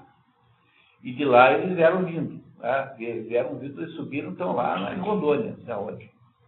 Agora, o gaúcho, de verdade, era o estancieiro, que é o sujeito que tem uma origem meio acastelanada, assim, e que é um sujeito anti-tecnologia, um sujeito tratado, né? Então, comenta-se que a única... ele tudo grosso. Isso aí, né? Esse gaúcho é aquele que a única inovação tecnológica que pegou lá foi a garrafa térmica, para poder tomar chimarrão sem chaleira. E, então, esse gaúcho do Pampa, não dá para agricultura a terra. Então, onde tem várzea, onde tem água, você dá para plantar arroz. Então, é pagado mesmo. Então, tem fazendas grandes, é uma gente imperial, assim, que trata, assim, os funcionários como os criados. Tem aquele jeito imperial. O Getúlio Vargas é dessa turma. Ele não era milico. Tem essa conversa, né? Então, ele era da velha elite latifundiária do Rio Grande do Sul e não tinha nada a ver com os gaúchos novos, né? Que estavam fazendo a América ainda. Ele não era milico. Depois, ele certamente botou lá um uniforme para parecer que queria brigar, né? De fato, né? Mas não era milico, não. Era paisano. Ele parece o Lula de farda. Parece o quê? Lula de farda. Nunca vi, ele põe farda? Não, acho que não, né? Porque eles podem, né? Os imperadores brasileiros, os dois imperadores, põem o uniforme de almirante. O Dom Pedro I não. O Dom Pedro I, o Pedro II. O Pedro II, sim. Bom, não sei, mas... O segundo só vivia sem uniforme de almirante. Eles, quando queriam parecer militar, era almirante. Tá, continuamos. A magnanimidade, somada ao poder, transforma-se em ousadia. Essas duas qualidades nos levam à conjuração, por estarem certos com êxito. Os que conspiram para conseguir um nome são de uma espécie completamente diferente. Nome é notoriedade, né? É aquele sujeito matando o John Lennon no Central Park. Por que aquele sujeito matou o John Lennon? Porque ele queria que um dia dissessem, falassem o nome dele em algum lugar. Queria ir para o Google. entendeu? Então essa é a razão pela qual ele matou o John Lennon, queria notoriedade. Não ataca os tiranos pelas honras e pelas riquezas, mas sim para conquistar a glória e fazer com que falem deles. O desejo de um grande nome e da memória da posteridade faz com que arrisquem grandes façanhas, mas pessoas desse tipo são raras. É preciso estar, como Dion, o bravo, disposto ao sacrifício da própria vida e a perder tudo se falhar o golpe. A natureza não engendra facilmente almas tão heróicas. Ele atacou Dionísio com um punhado de homens, declarando que lhe bastava, chegado ao ponto que fosse, ter vencido as dificuldades das aventuras. Mesmo se recorresse depois do primeiro passo na corrida, ele ambicionava a glória de uma morte tão bela. Porque quem derrubou o sobrinho foi ele, né? Ele foi expulso de Siracusa, voltou com um pequeno exército e matou o tirano, depois foi morto também. Mas ele resolveu, né? Acabou a dinastia dos Dionísios lá em Siracusa. É o regicida, né? Que é o que mata o rei. Mundial foi por causa disso, não foi? Do Francisco José? Locke, para começar. Do Francisco, pois é, foi o digamos, a gota d'água, né? Mas ali havia problemas maiores, né? Porque havia aquelas tensões todas. A Primeira Guerra Mundial aconteceu porque dentro do Império Austro-Húngaro, que era um império absolutamente artificial, havia tensões insolúveis. Então, quem foi que matou o tal do imperador, né? O príncipe e a mulher e a princesa? Foi um separatista sérvio. Fernando, né?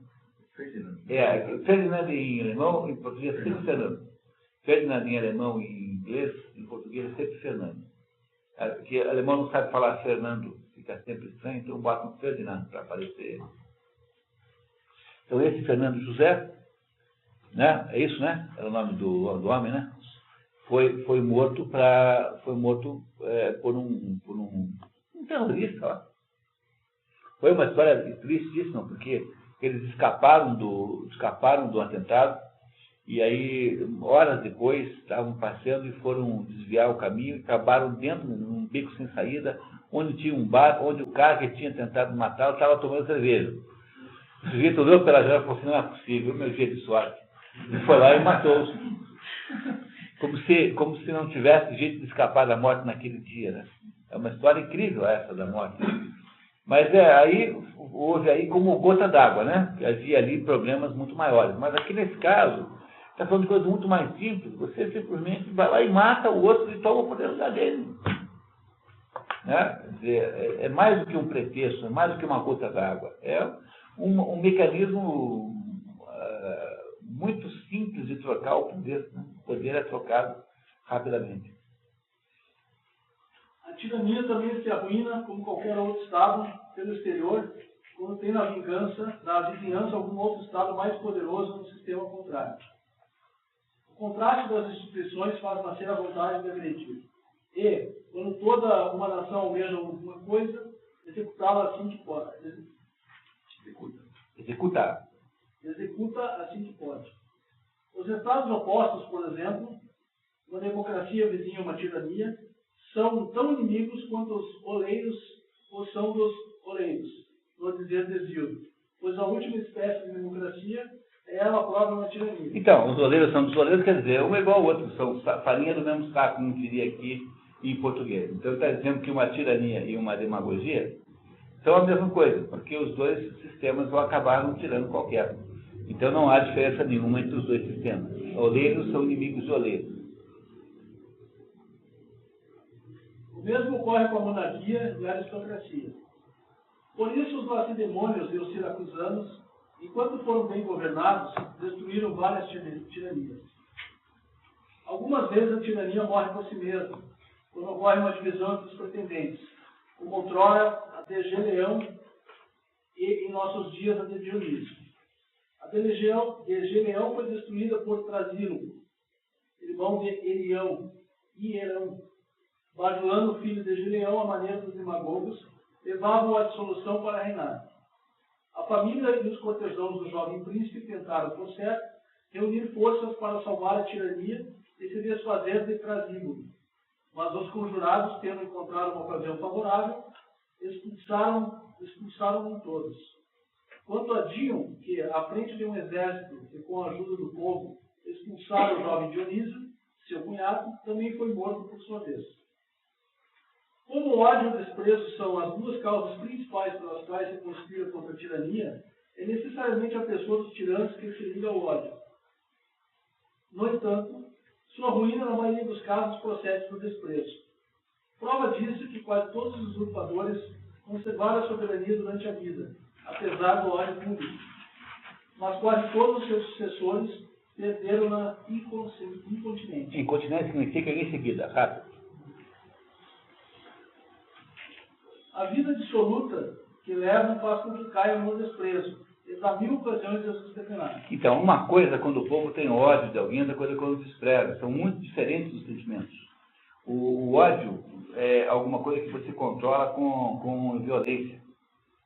Agora, o desprezo não, porque o desprezo retira todo o apoio possível. Veja, imagina um sujeito que seja alvo de ódio, porque ele é capaz... Por exemplo, você acha que o Saddam Hussein não tinha admiradores no Iraque?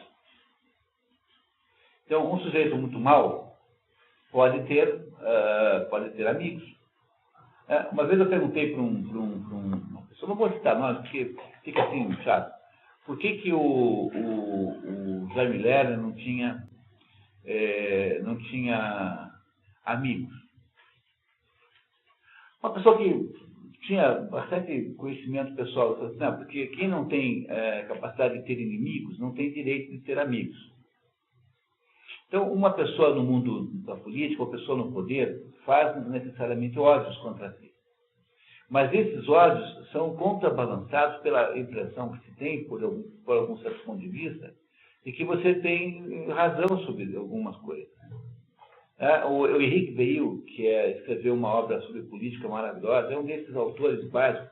Se você quiser fazer um curso de política, não vá para a universidade. Você lê 5 autores, leia Aristóteles, leia Aristóteles, leia Henrique Beil, leia Eric Fögling, leia Léo Strauss e o que mais assim?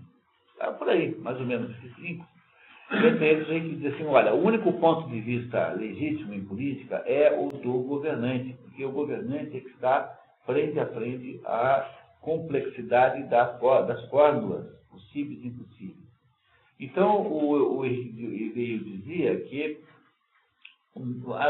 é muito difícil governar sem arrumar inimigos, porque é preciso tomar decisões que desagradam pessoas. Mas você, na hora que tem inimigos, não necessariamente é desprezado por eles, que pode ser que eles reconheçam em você uma decência, uma honestidade, que você foi cruel, mas às vezes é preciso ser cruel mesmo para poder ser bom, já dizia Hamlet, né? Em Hamlet, eu preciso ser cruel para ser bom. Então, Hamlet é um sujeito assim. Mas o sujeito que é desprezado como sendo ladrão, como sendo aproveitador, como sendo uma farsa, como sendo mentira, esse não tem nenhum admirador, só tem aproveitadores que o desprezam profundamente, mesmo quando usufruem dele. Então é isso que ele está dizendo, que o ódio é mais durável, ser alvo de ódio é mais durável do que ser alvo de desprezo. Tá? É isso que ele está contando aqui para nós, o Aristóteles. Continuamos. A cólera está ligada ao ódio e produz quase os mesmos efeitos, mas é ainda mais enérgica. Os que são animados por ela insurgem-se com mais violência, não podendo, na perturbação da paixão, ouvir os conselhos da razão. As pessoas deixam-se levar pela impetuosidade da cólera, principalmente por injúrias. Essa reação tornou-se funesta para a tirania dos filhos de Pisístrato e de vários outros, mas o ódio atinge com maior segurança os seus alvos. Ao passo que a cólera é acompanhada de uma dor que não permite raciocinar, a animosidade dentro desse dor calcula e age silenciosamente. Enfim, tudo que dissemos das causas que destroem a oligarquia moderada e a extrema democracia pode convir à tirania, pois elas próprias são espécies de tirania. Entenderam o que ele acabou de concluir?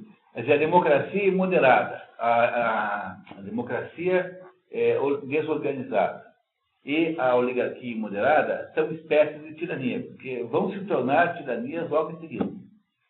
Tanto uma quanto a outra. É o Hugo Chávez. O Hugo Chávez está próximo de ser um tirano perfeito. Porque ele quer ter todos os poderes, né? Quer ser o único que manda. É mais do que um rei tinha no tempo dos gregos, pô. É mais do que tinha o sujeito na absolutista europeu, Porque o rei absolutista do XV ainda tinha que prestar contas ao Papa. E esse aqui não. Esse aqui não faz o que bem entende, né? O Hugo Chávez é um tirano, e o tirano só vai ser destituído com violência, com outro tirano. Então, quem vai destituir o Hugo Chávez é esse outro fulano aí, cujo nome agora eu também não lembro, mas preste atenção, tem alguém aí? A República, ela vai até próximo do Império Romano, depois tem os impérios, e aí vem monarquias e monarquias até a Revolução Francesa, é isso? Não, é que quando o Império Romano dissolve, que o que mantinha o Império Romano fixo era o exército de Roma. Porque o exército de Roma era uma estrutura muito eficaz, os romanos eram um país um império belicoso, e Roma tinha 1 milhão de habitantes. Então você morava em Roma, tinha lá uma propriedade agrícola, plantava uvas, então tinha lá feiras, produzia carneiros ou vacas, sei lá, enfim, coisas.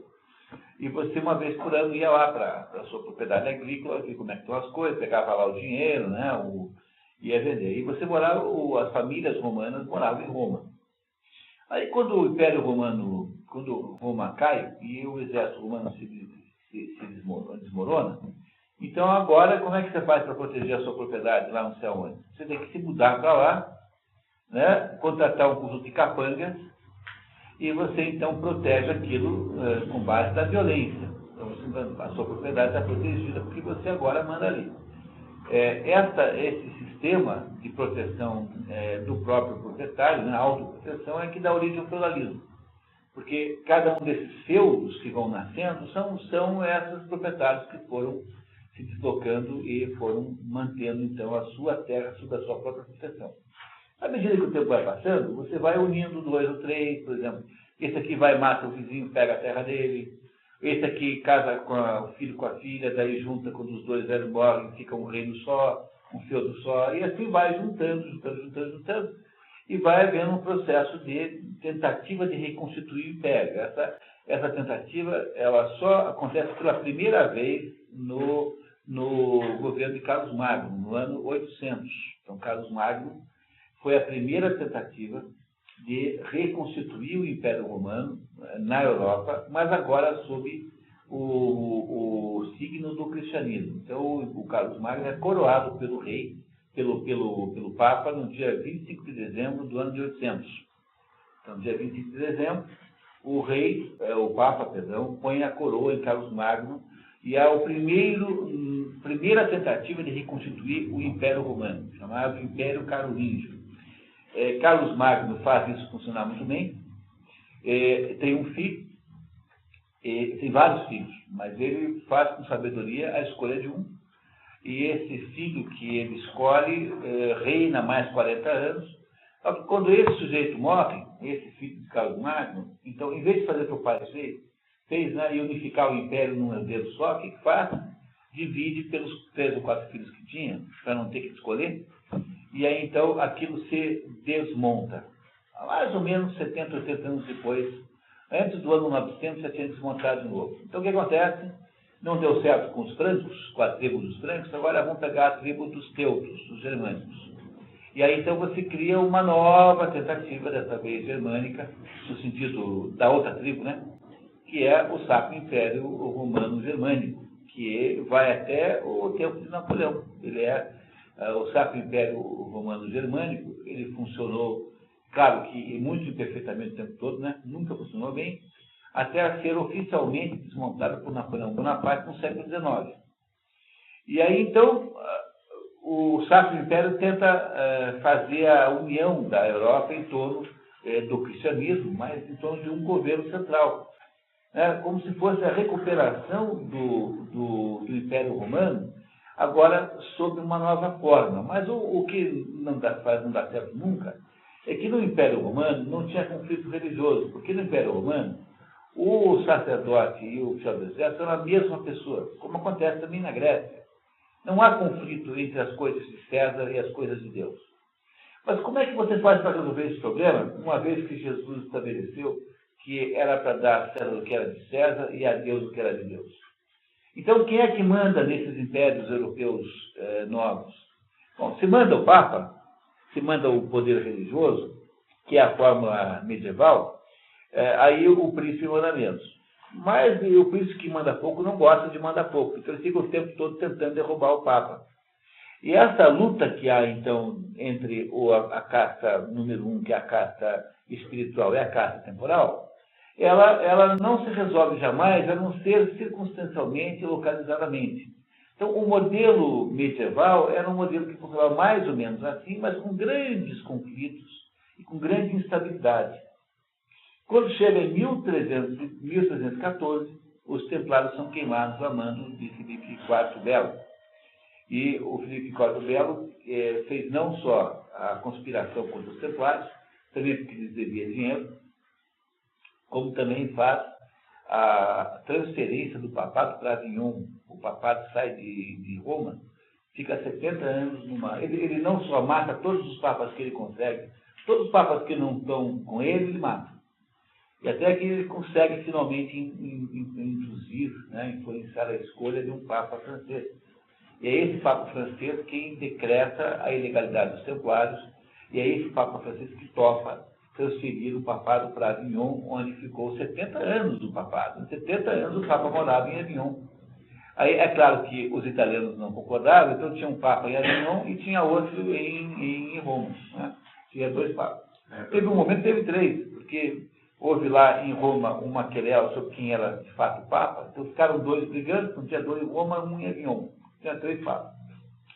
Então, esse Filipe IV Belo cria o absolutismo. O que é o absolutismo? É a ideia de que os governantes civis, portanto, o poder temporal, a segunda casta, não precisa mais perguntar para primeiro o que fazer, porque, embora ela esteja ainda submissa a Deus, ela tem ligação direta. Quer dizer, o imperador fala direto com Deus, ele respeita a Bíblia, mas não precisa que a igreja intermedie esse negócio. Essa providência que o Filipe IV Belo cria, em 1314, encerra simbolicamente a Idade Média e cria a Idade Moderna, porque agora que não é mais preciso pedir licença para o Papa, é possível criar-se todas as nacionalidades europeias. E começam, então, a partir daí, mais ou menos, a nascerem as nações modernas. Cada uma independente, porque agora havia uma autonomia. Então, quando não dava para conviver com a herança católica, o que você fazia? Você incentivava a seita, né? Então, as seitas protestantes serviram como instrumentos de fabricação das nacionalidades. A primeira coisa que o Lutero faz é traduzir a Bíblia em alemão. Antes não podia, era só em latim. O que o rei James faz em 1500, 1600 alguma coisa? Traduz a Bíblia em inglês. Então, as nacionalidades agora começam a dizer, não, agora nós vamos ter uma igreja nacional. Mas qual é o sentido da igreja nacional? Que o Henrique VIII criou. Por que foi que o Henrique VIII resolveu transformar a igreja anglicana, que já existia, na igreja oficial da Inglaterra? Porque o Henrique VIII era um serial killer, né? E a igreja não estava feliz com ele. Então, ele, para não parecer mal perante a igreja, o que ele faz? Para poder ter independência política, ele cria um apoio religioso que não o católico, que é a igreja anglicana. Então, as nacionalidades todas se formatam a partir daí, e vão se formatando ao longo do resto do segundo milênio, sendo as últimas a Itália e a Alemanha, né? Na Itália e a Alemanha, que mais ou menos se formaram na mesma época, 1800 e pouco, 50, 70, mais ou menos. Então, a história toda dos 2000 anos, dos 1500 anos, né, após a queda do Império Romano, é uma tentativa de substituí-lo. A história da Europa pode ser facilmente compreendida como uma luta pela substituição do Império Romano, que nunca deu certo. Porque não é possível resolver, a não ser no modelo medieval, né? Não é isso? A não ser no modelo medieval, não é possível resolver a contradição insolúvel que há entre o poder espiritual e o poder temporal. Não esquecemos que o Papa tem 2 chaves, uma dourada e uma prateada. A chave dourada é a porta do poder espiritual e a chave prateada é a porta do poder temporal, porque o Papa, embora seja poder espiritual, ele tem alguma coisa a dizer sobre o poder temporal. Quer dizer, o poder temporal deveria estar submetido ao poder temporal de alguma maneira. E essa é a história dos 2000 anos depois, dos 1.600, 1.500 e poucos anos depois da queda do Império Romano. É a tentativa de substituir. Primeiro pelo Carlos Magno, depois pelo Sacro Império Romano Germânico, depois por todas as nacionalidades. Né? Todo mundo tentou substituir. Nunca ninguém conseguiu. Né? O melhor momento foi o momento medieval, em que havia ainda Toda vez que você tiver vontade de falar mal da Idade Média, chamar alguém de medieval, ou qualquer coisa assim, lembre que uma sociedade que produziu as catedrais góticas e a escolástica não pode jamais ser criticada de modo nenhum. Né? É uma coisa como aquela, uma coisa como isso, essas duas coisas, são quase supra-humanas em termos de valor intrínseco. Então, essa é a história do mundo europeu, a tentativa de resolver o problema da queda do Império Romano durante 1.600 anos. No tempo de Aristóteles, você não tinha esse problema, porque Aristóteles, na mente do grego, não há diferença nenhuma entre poder espiritual e poder temporal. O sujeito que está querendo diferença, ele vai ser amaldiçoado, né? Deus vai mandar uma desgraça, fazer uma peste para o povo. Então, não há problema dessa natureza. O problema é outro, é militar e tal, mas o conceito de Estado é um conceito profundamente espiritualizado, não no sentido religioso moderno, mas no sentido espiritual. Quem manda aqui é a Palas Atenas. A nossa sociedade está sob a proteção de Palas Atenas. No sentido da peste negra, teve alguma influência política? Todo tempo, todas as pestes que vinham eram interpretadas pelo oráculo como sendo um sinal de Deus de que alguma coisa está errada. Então, Édipo, por exemplo, só é descoberto assassino do pai e incestuoso da mãe quando uma peste começa a dizimar o Tebas. E é interpretado como derivado de não saber quem foi que matou Laio. O Aquiles só resolve voltar para a guerra de Troia depois de ter brigado com o Agamenon, porque o Agamenon roubou a mulher dele. Tinha lá uma escrava, a Briseida, que o Agamenon pegou a Briseida para ele e deu a Criseida para o Aquiles. O pai da Briseida era sacerdote de Apolo. E o pai da Briseida foi lá curioso falar com Apolo, e foi lá primeiro falar com o Agamenon. Falou: olha, você me ligou a minha filha aí. Daí, né, seu velho laranja, que ofendeu o velho. O velho saiu furioso, foi lá no templo e pediu a Apolo que fizesse uma praga. E o Apolo mandou uma praga para dizimar os gregos. Apolo era simpatizante dos troianos. E aí os gregos, aí olha que o Agamenon viu que o problema, ele resolveu devolver quando ele devolveu a Briseida, ele pegou a Criseida do Aquiles. Então ele resolveu devolver a Criseida para o Aquiles. Mas ele já tinha ficado assim, meio chateado, não queria mais voltar de jeito nenhum.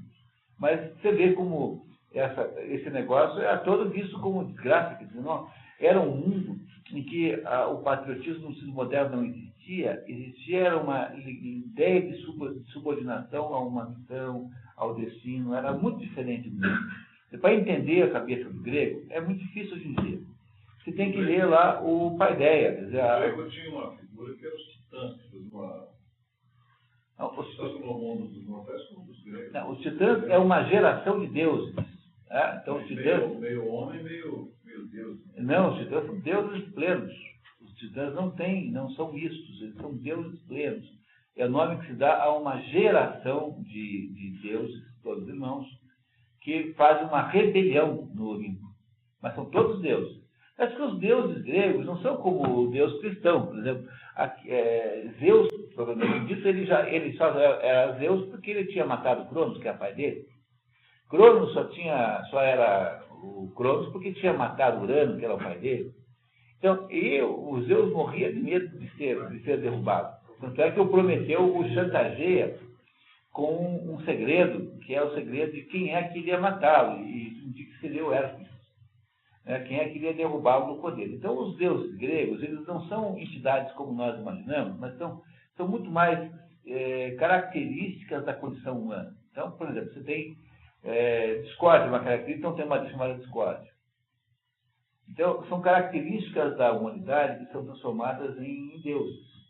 Então, não são como os deuses como Deus cristão. São entidades simbólicas apenas. Então, os gregos subordinavam a sua vida a determinadas missões existenciais que eram associadas a Deus. A Palas Atena, por exemplo, é a deusa da sabedoria. E não é isso? O Poseidon é o deus dos mares, e assim por diante. E era isso que tinha na cabeça de um deus, de um grego naquela época, que nós chamaríamos hoje de patriotismo. Para um grego não há patriotismo, há arete. Arete é virtude. Mas vamos entender muito bem o que é arete, quem fizer o Ética Nicômacos, que é o assunto do Ética Nicômacos, é virtude. É o assunto do arete. Mas para o grego não há Deus no sentido transcendente que nós temos como sendo nosso Pai. Não é isso? Porque não foi Deus quem criou a humanidade, embora haja controvérsia. Mas não há unanimidade nisso, por exemplo. Continuamos? Não tem ideia. Onde é que nós estamos? Superioridade da monarquia. Tá. A monarquia tem menos a temer das causas exteriores e por isso mesmo dura mais tempo. Mas de ordinário ela destrói a si mesma de duas maneiras. Quer pela divisão dos que dela participam, quer por sua tendência à tirania, querendo os reis aumentar sem parar o seu poder a despeito das leis. Assim vemos hoje muito poucos estados governados por reis. Existem ainda alguns são de preferência monarquias absolutas e tirânicas. Está vendo? Mesmo no tempo de Aristóteles, você já não tinha, a monarquia não é um modelo viável, né? Ele não leva muito isso a sério, porque ele sabe que ela vai degenerar em tirania e vai acabar. Então ele, no fundo, não dá muita bola para a monarquia. Desculpe, Eloy, só em relação ao outro assunto, só lembrar que nós vamos ter no mercado do ano o Hesíodo com a Teogonia, que é o mais, digamos assim, o mais, como se diz em inglês, authoritative, né? O texto que tem a maior autoridade no assunto descrição da origem dos deuses. Então vamos estudar a Teogonia lá aí no metade do caminho, aí não sei bem quando, aí tem aqui, ó. Pode marcar na agenda aí, Teogonia, dia 26 de 7. Se Deus quiser. Se Deus quiser, 26 de 7, Teogonia. Hesíodo anterior a Aristóteles? Hesíodo deve ter sido contemporâneo de Homero. Tá? Então, Hesíodo deve ser aí 700, 800, por aí, mais ou menos, antes de Cristo. Escreveu só 2 livros, Os Trabalhos e os Dias e a Teogonia. A realeza é uma dignidade estabelecida voluntariamente, cujo poder se estende às maiores coisas. Ora, como a maioria dos homens se assemelha e raramente se encontra alguém tão perfeito para corresponder à grandeza e à dignidade do cargo, as pessoas não se submetem de bom grado a semelhantes instituições. Se alguém quiser reinar por astúcia ou por violência, não haverá monarquia, mas sim tirania. Quanto às monarquias hereditárias, elas têm uma causa especial de enfraquecimento. Muitos príncipes sem mérito se sucedem, e, não tendo seu poder sido adquirido por seus ancestrais através da tirania, mas sim pela honra, esquecem-se disso e revoltam seus súditos com sua insolência. Dissolve-se então com facilidade o pacto que os une. Não é mais rei aquele a quem os súditos se recusam a obedecer. Daí em diante não passa de um tirano que governa homens livres contra a vontade. O seu avô, bisavô foram sucessores meritórios, mas você, quando chegou agora nessa história, você é só um exibido, porque você tem dinheiro, tem poder, todo mundo te cumprimenta, né? Então você herdou todo um patrimônio de feitos heróicos dos seus avós. E você acha, então, que a sua missão é ficar, então, se lucrando com isso. Então, no Oriente existe essa regra, assim, você sempre tem a obrigação de enobrecer os seus antepassados, qualquer que seja a sua circunstância. Então, não são os seus antepassados que enobrecem você, mas você que tem a obrigação de enobrecer os seus antepassados. É o Dharma melhorando o Karma. O que o Karma é? O Karma é tudo aquilo que você herdou como patrimônio, digamos, das índoles e tendências de quem veio antes. Não foi das suas vidas passadas que você herdou. Você herdou digamos, é o patrimônio psicológico da família. São as tuas paixões, as tuas tendências pessoais, o teu modo de agir. Então, se você vem de uma família de ladrões de cavalo, você tem tendência de ser ladrão de cavalo também. Isso funciona absolutamente assim. Só que como você tem livre-arbítrio, você pode dizer, não, se a minha família foi de ladrão de cavalo, eu vou fazer tudo para recuperar o prestígio da minha família. É o que faz o Alyosha Karamazov naquele livro Os Irmãos Karamazov.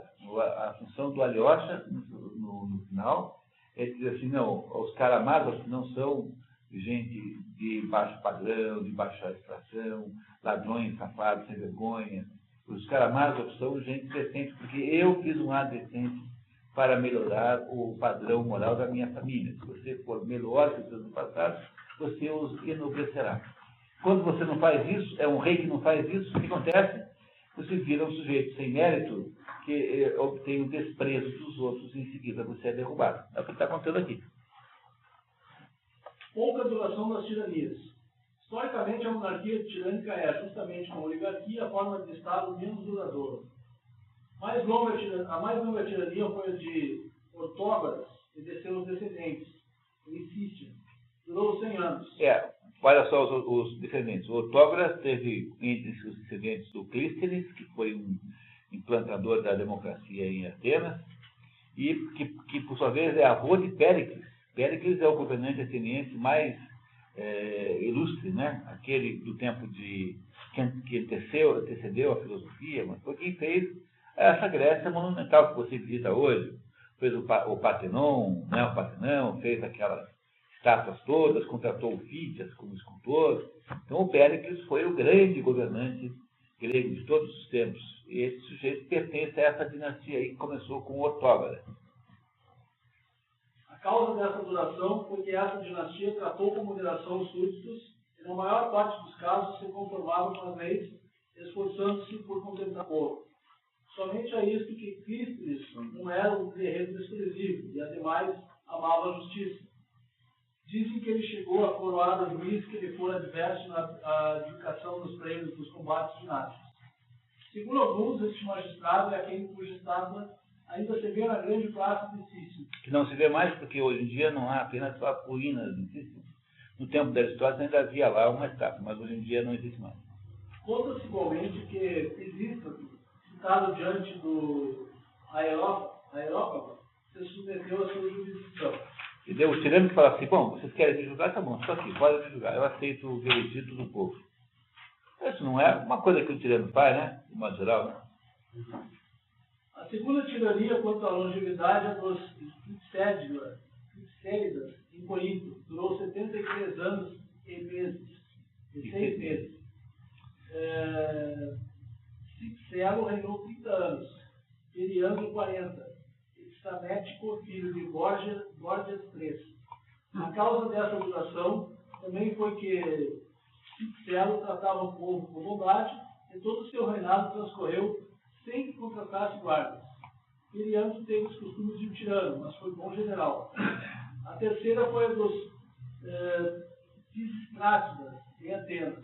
Mesmo assim, a tirania de Pisístrato se viu 2 vezes interrompida por sua expulsão, de modo que de 33 anos só reinou 17 e seus filhos 18, o que faz um total de 35 anos. A tirania de Geleão e de Hierão, em Siracusa, foi de apenas 18 anos. Geleão, após ter reinado 7 anos, morreu no 8º, e Hierão reinou 10 anos. Trasíbulo foi expulso no 11º mês. As outras tiranias foram igualmente de curta duração.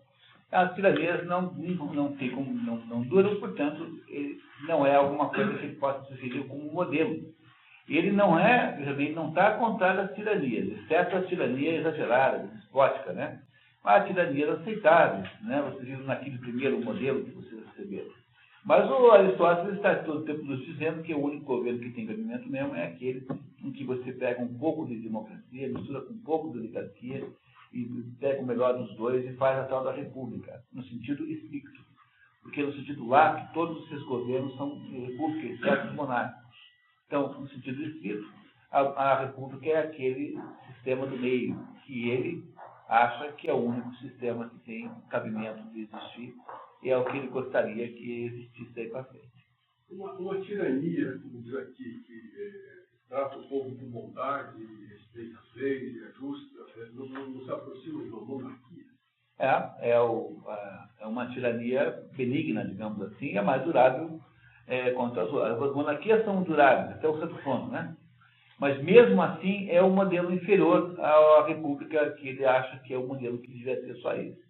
Na prática foi o modelo que o mundo usou, né? No mundo hoje é mais ou menos isso, apesar de haver variações em todos os lugares, de modo que é difícil você dizer que haja um modelo único, mas o modelo moderno é uma grande participação de base, não é?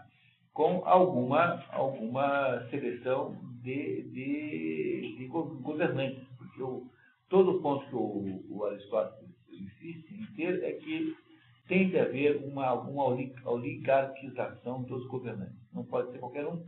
Porque se você coloca os pobres do governo, os pobres veem no governo um emprego e nunca mais querem sair de lá. E se eternizarão como governantes. Então, tem que ter alguém que, de alguma maneira, não precise fazer isso. Agora, tem algumas tiranias contra, hoje em dia, o Franco, o Salazar, ele sabe dizer, o próprio Fidel Castro está 50 anos no poder, o Donésio, teve algumas tiranias. A tirania, mas veja, são longas por padrão moderno, né? Você vê, o Franco ganhou a guerra em 38 e morreu em 76. Né? 38 anos. Aí é que tem aquele problema, né? O Salazar, eu não sei explicar bem, mas o problema das ditas tiranias que são autoritárias de direita, como é o caso típico do Franco, do Pinochet, é que esses governos autoritários de direita são todos democratizantes, em última análise. Então você vê, quando morre o Franco, o que tem? Uma democracia plena. Quando morre o Salazar, uma democracia plena. Quando morre o Pinochet, quando não é que tenha morrido, né? Quando saiu do poder, democracia plena. Quando você acaba com a tirania da União Soviética, o que tem? Tem uma sociedade de bandidagem. Quando acabar com Cuba, a tirania do Fidel Castro, vai ter o quê? Uma sociedade de bandidagem, em que a máfia vai mandar no Estado. Então, há uma diferença muito grande nas tiranias modernas. Que o Brasil já está treinando para isso. Porque, mesmo que você considere todos os efeitos que tinham os militares, de certo modo, o que foi feito ali era uma certa aristocratização. Quer dizer, aqui dentro daquele critério de que os melhores homens foram convocados, era um pouco de verdade, sim. Então, você viu um ministro no tempo dos militares, era um sujeito que tinha um cabeça pessoal, tinha um padrão, não era qualquer um. O ministro era um cara de nível alto, veja. Puseram de ministro da Economia o Delfim Neto, que era um grande economista, o Otávio Gouveia de Bulhões, o Varão Deputado, o Mário Sim, sujeito acima de qualquer. Eram todas pessoas extraordinárias. Quem que é o Guido Mandi? O cara não sabe fazer conta. É um idiota qualquer. Entendeu?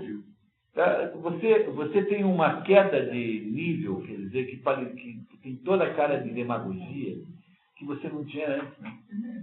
Se compreende? Então, você pode dizer assim, comparando, né? Muito mal comparando, que o que houve aqui em 64 foi um recrudescimento para a oligarquia. E que agora está sendo compensado com um recrudescimento para a demagogia. Entenderam? Tá? O que aconteceu aí no meio é que não conseguiram formar a república com base no meio, que foi o grande problema, a grande deficiência da transição política, que ela foi feita com muita pressa, porque os militares esticaram muito o poder, porque era para ter dado logo o governo para o Carlos Lacerda, tinha a melhor coisa a fazer, era essa. Era um sujeito de grande nível, tinha uma absoluta capacidade de dirigir o Brasil. Então, o que os militares fizeram, né? Passaram a gostar da oligarquia que eles não criaram, né? Então começaram a achar bom dirigir a Petrobras, dirigir não sei o quê, criar estatal para arrumar emprego, e não fizeram a transição. Então, é aquela história que está dizendo que não deve fazer, que excessiva oligopolização gerará uma tendência à concentração política que vai acabar em tirania. Isso foi um pouquinho além do que devia, basicamente no governo do Geisel, que não devia ter existido. O governo do Médici deveria ter sido o último, com toda a clareza. E agora o que você faz é uma derivação para a demagogia, em que qualquer cretino, contanto que seja aí associado ao poder, pode ser ministro, e que há uma grande despreparo das pessoas que estão nos órgãos públicos. E que há um rebaixamento vertiginoso de nível para colocar no lugar os grupos políticos aí, né, conduzidos pela demagogia. Então, eu sei de um órgão público em Curitiba, federal, em que chegaram e disseram, olha, vocês todos estão aqui fora do negócio, nós vamos colocar a pessoa do PT em um órgão técnico. Não devia fazer assim. Então, o que nós estamos fazendo é oscilando perigosamente do lado da demagogia, coisa na qual o Hugo Chávez está muito mais aprofundado do que nós estamos aí.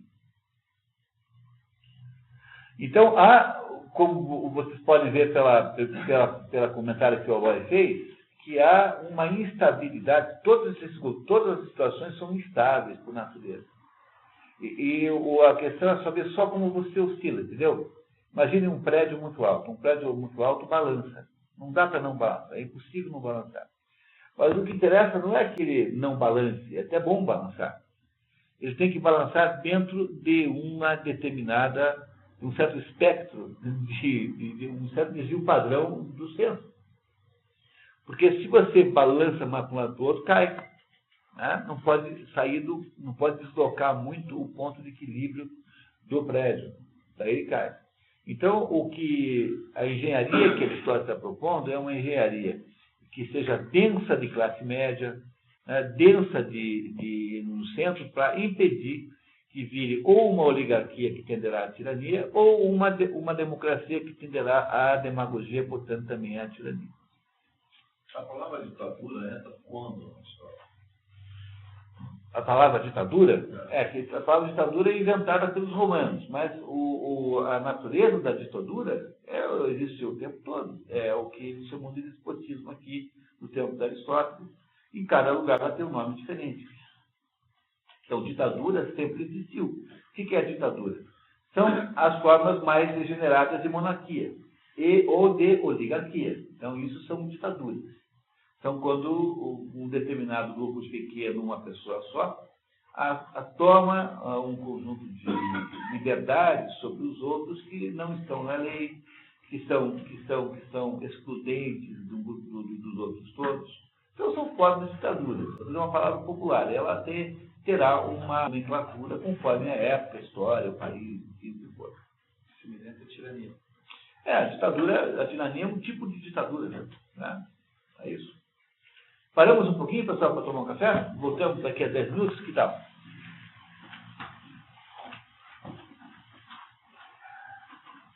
Então pode surgir uma ditadura, né? Lá na Venezuela, eles estão fazendo isso, estão criando uma ditadura em torno do Hugo Chávez. Não é o que o Hugo Chávez está fazendo? Ele quer ter todo o poder, ele não precisa perguntar nada para o Congresso. Ele não precisa perguntar nada para ninguém, pode deixar de responder, mas não é o ditador. Eleição eterna, pode se reeleger quantas vezes quiser, é a ditadura. Então, onde é que ele vai parar? Está escrito nesse livro político. Demorou já, né? Para morrer. Ele vai ser derrubado por alguém. Uma hora ou outra vai ser derrubado por alguém. Aquele deputado que é seu amigo lá, o Marcelo Almeida, ele não foi apoiado pelo Requião, não? Eu vi umas campanhas do Requião na época. Marcelo? Foi? O Marcelo que elegeu o Requião? Ele ficou 3 anos no Detran. O que o Marcelo vê no Requião? O Marcelo é uma pessoa que tem um pragmatismo. Ele não tem